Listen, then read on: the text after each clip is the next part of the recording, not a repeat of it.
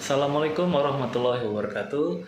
Kembali lagi di channel Syafid Medika, pelihara kesehatan keluarga.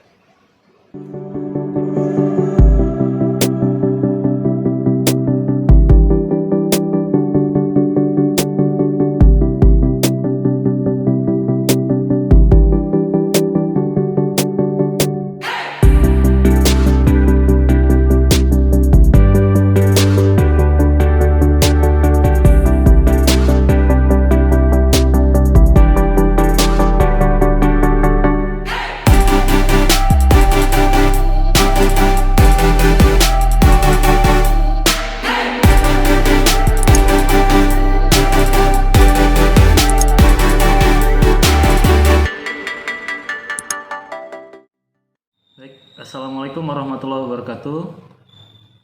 Selamat pagi Bapak-Bapak. Ya, pada hari ini saya diberi lagi kesempatan untuk dapat memberikan materi health talk kita pada hari ini. Pada hari ini saya akan membawakan materi mengenai demam berdarah denggi atau DBD ya, istilah yang lebih sering kita dengar. Baik, yang pertama mulai saja tentang apa itu demam berdarah denggi, atau mungkin bapak-bapak atau ibu-ibu lebih mengenal dengan istilah DBD ya.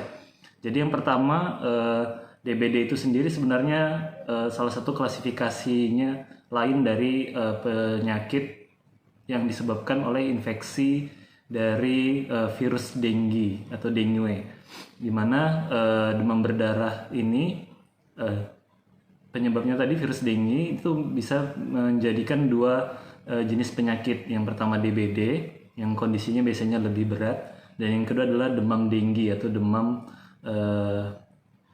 denggi saja tanpa disertai adanya perdarahan atau berdarah seperti itu ya.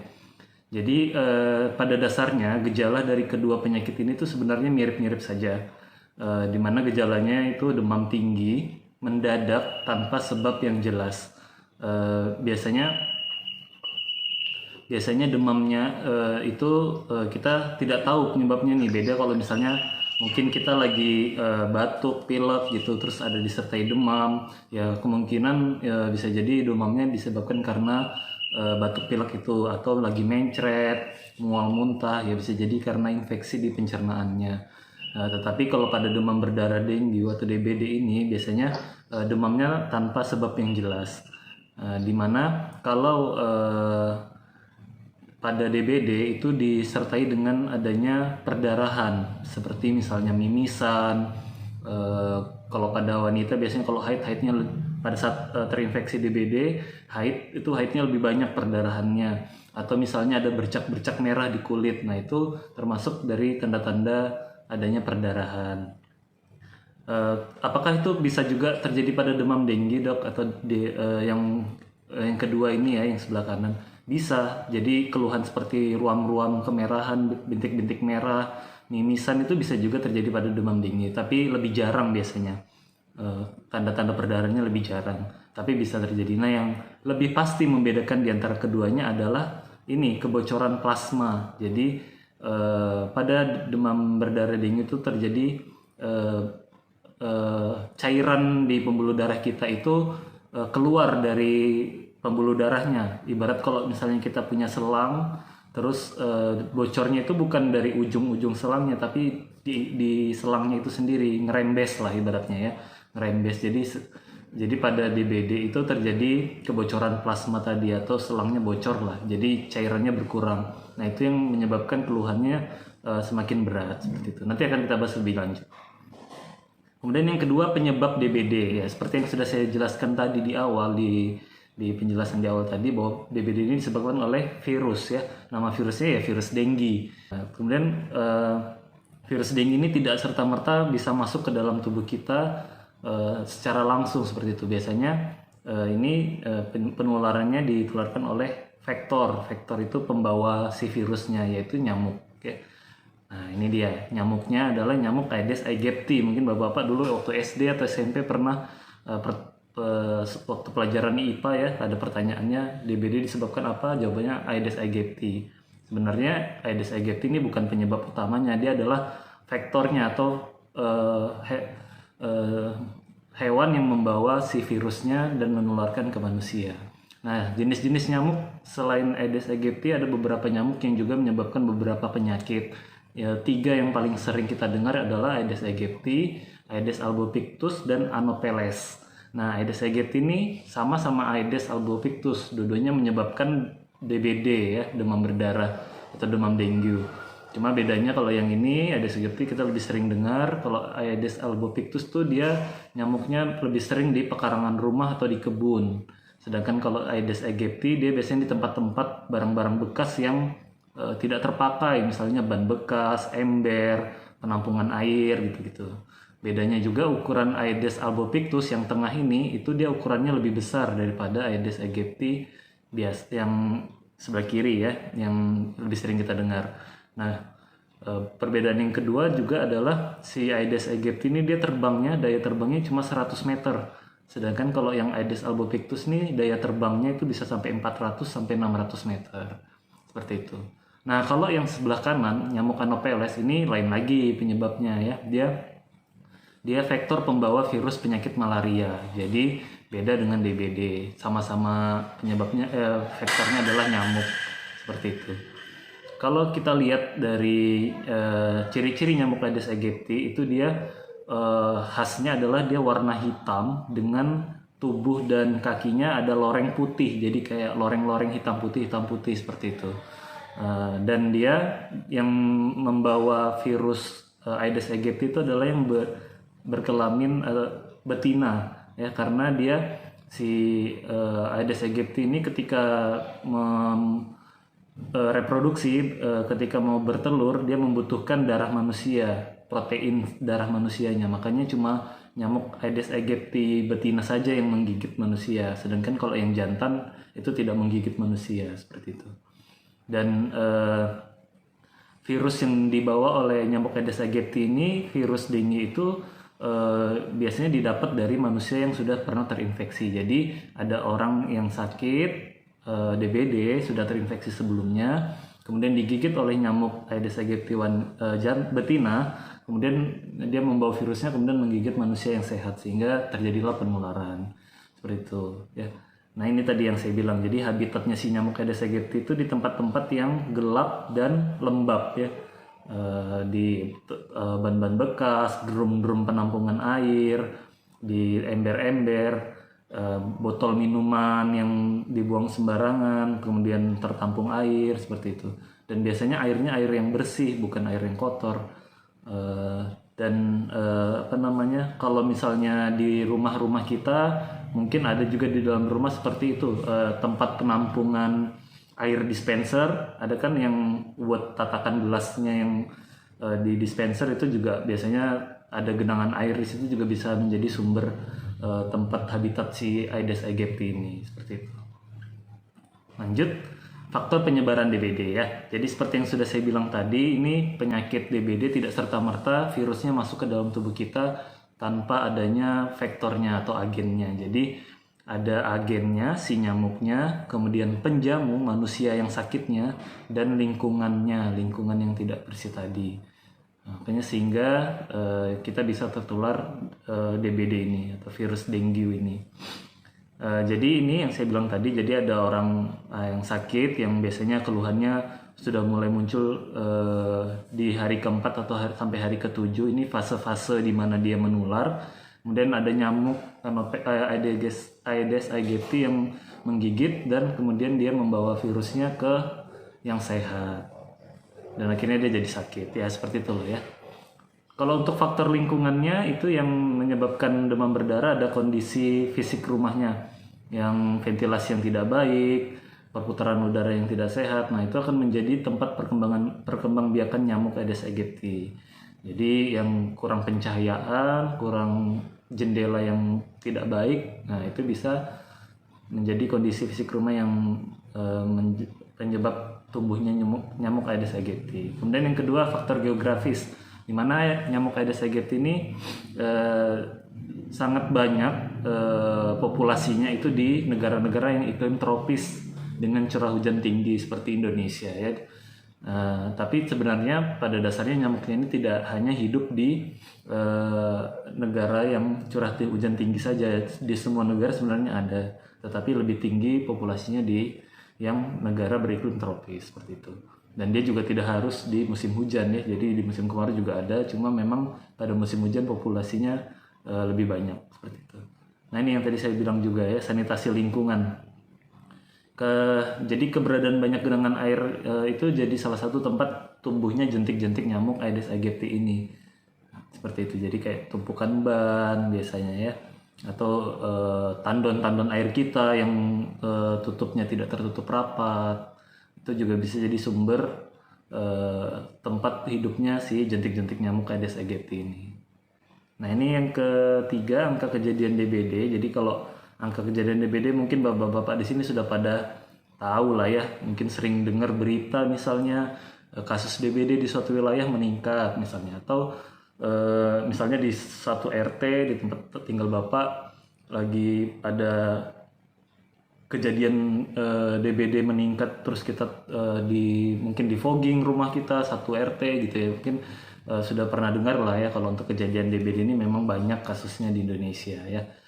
Nah ini selama masa COVID bagaimana dok? Ya sama, mau COVID mau tidak COVID tetap DBD kejadiannya cukup banyak ya, dimana sama-sama ini penyebabnya adalah virus.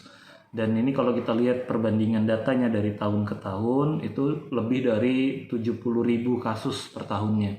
Bahkan tahun 2020 kemarin itu tercatat ada 93.178 kasus. Itu yang tercatat. Mungkin ada juga kasus-kasus yang tidak tercatat seperti itu ya. Dan yang meninggalnya juga cukup banyak ya, sampai 600-an orang seperti itu. Nah, ada juga dok, saya pernah dengar itu katanya DBD sama COVID mirip-mirip. Ya benar, memang gejala DBD dan COVID ini mirip, samar-samar gitu ya. Jadi mungkin kalau dibedakan itu dari demamnya, dia DBD demam mendadak tadi ya. Kalau COVID dia demam tingginya itu biasanya disertai dengan keluhan respirasi juga, batuk, pilek, sakit tenggorokan. Tetapi kalau cuma demam saja itu juga belum menutup kemungkinan bukan COVID ya. Jadi COVID nggak harus ada keluhan keluhan pernapasannya seperti itu. Sedangkan DBD biasanya jarang disertai dengan keluhan respirasi, kecuali ada infeksi sekunder atau infeksi lainnya. Jadi kena DBD kemudian imun turun, kemudian tertular influenza, ya, itu bisa. Jadi makanya samar ya gejalanya antara DBD dan COVID. Kemudian penyebabnya ya jelas beda ya, DBD ya virus dengue, COVID itu penyebabnya virus SARS-CoV-2 ya.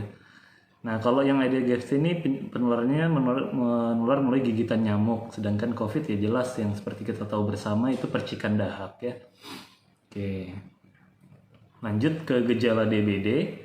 Nah gejalanya ini khas ya, DBD itu gejalanya khas, dimana kita sebutnya ada siklus pelana kuda atau demamnya demam mirip pelana kuda, dimana 1 hari sampai 3 hari pertama itu fase demam tinggi. Jadi biasanya suhu tubuh bisa sampai 40 derajat Celcius seperti itu. Dan 3 hari pertama ini kita masih belum bisa menentukan ini DBD apa enggak dok, karena demam tinggi 3 hari pertama itu kemungkinannya banyak, nggak hanya DBD ya.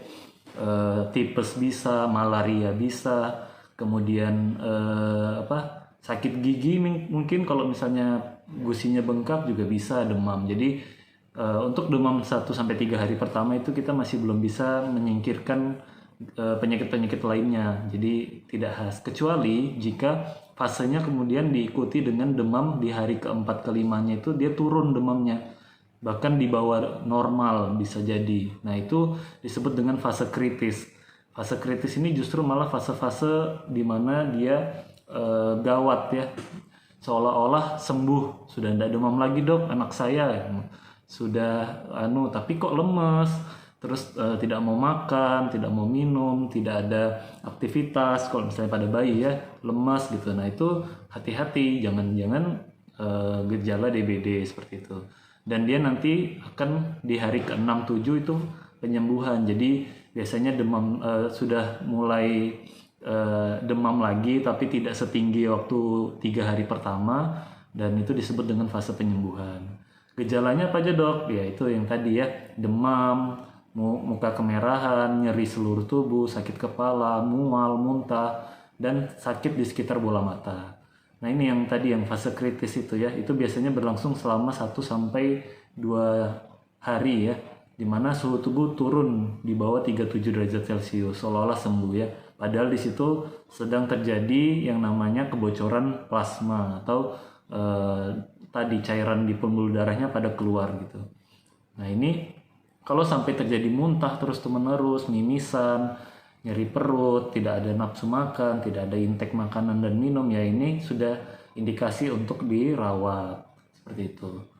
Dan yang terakhir kalau fase penyembuhan itu biasanya dia mulai kembali nafsu makannya, gejala-gejala lainnya sudah mulai hilang. Bahkan di sini biasanya itu ada malah muncul bintik-bintik kemerahan yang terasa gatal di tubuh. Nah itu termasuk dari fase penyembuhannya.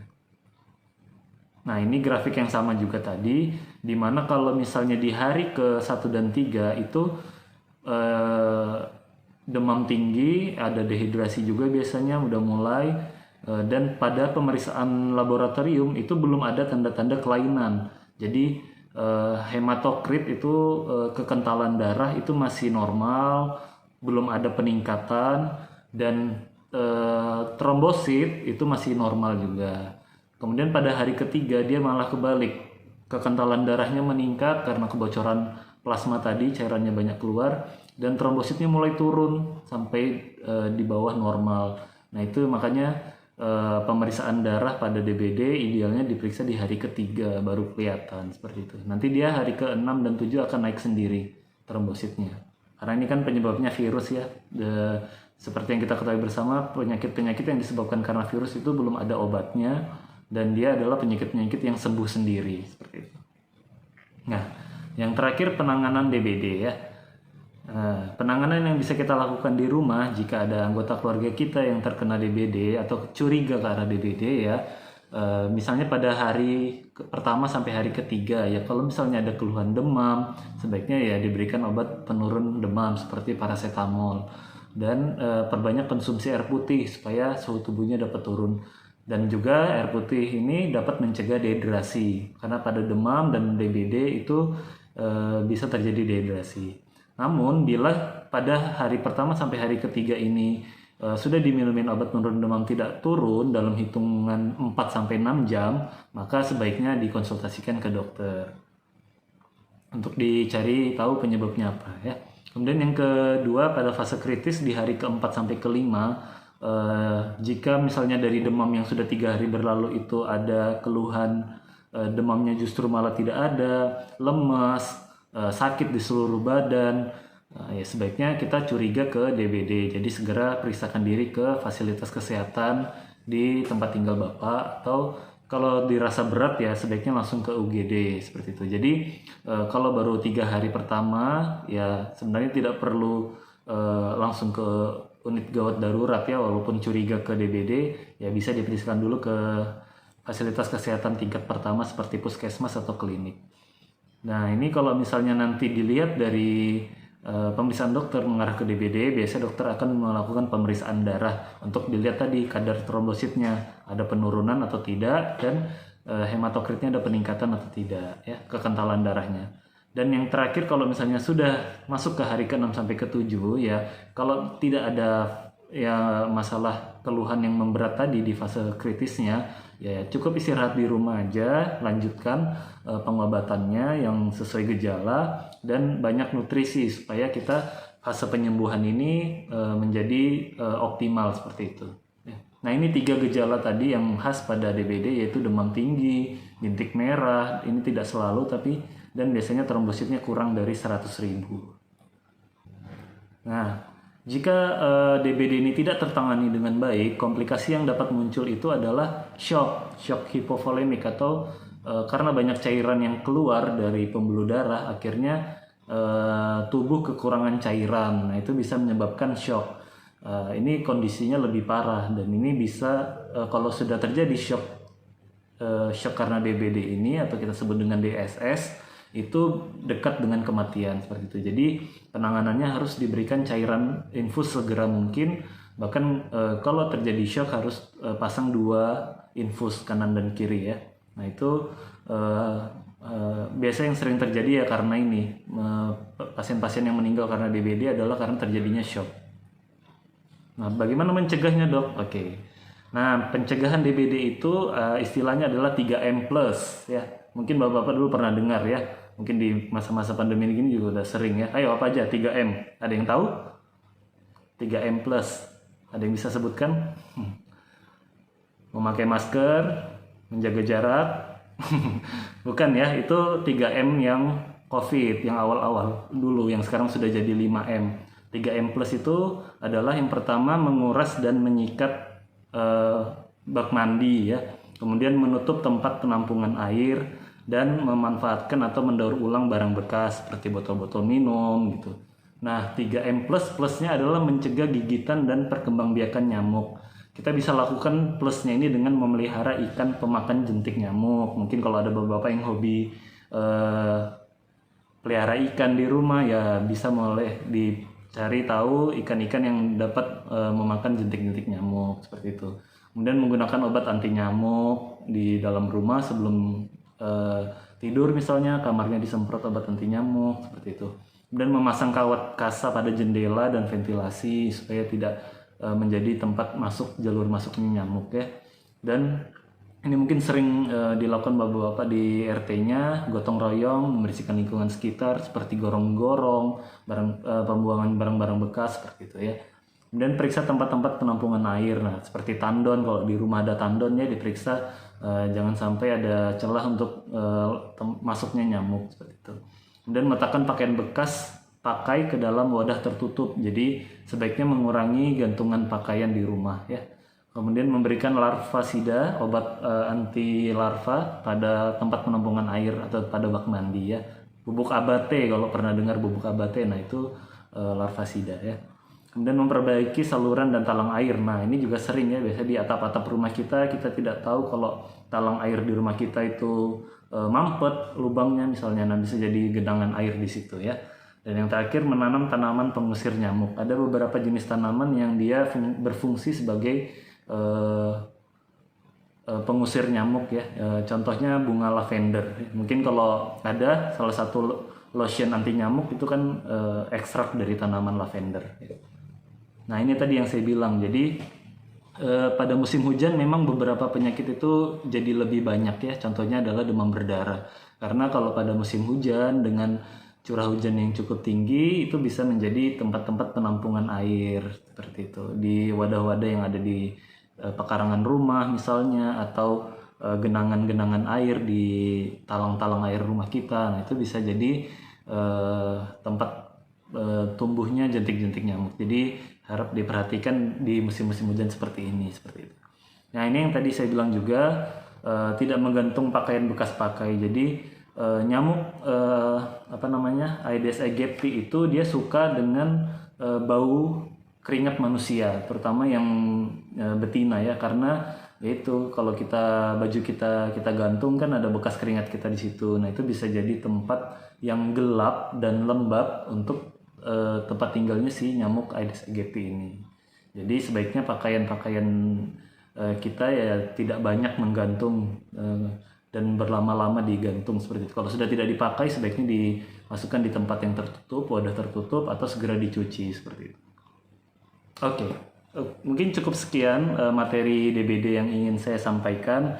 Sekali lagi kita harus waspada, demam berdarah ini kasusnya cukup banyak dan juga bisa menyebabkan kematian jika penanganannya terlambat. Oke, mungkin cukup sekian yang ingin saya sampaikan. Saya kembalikan ke moderator jika ingin ada ditanyakan. Saya persilakan. Terima kasih telah menonton video ini. Jangan lupa klik tombol subscribe dan like, dan share video ini sebanyak-banyaknya. Ajukan pertanyaan Anda di kolom komentar di bawah. Terima kasih. Salam Syafid Medica, pelihara kesehatan keluarga.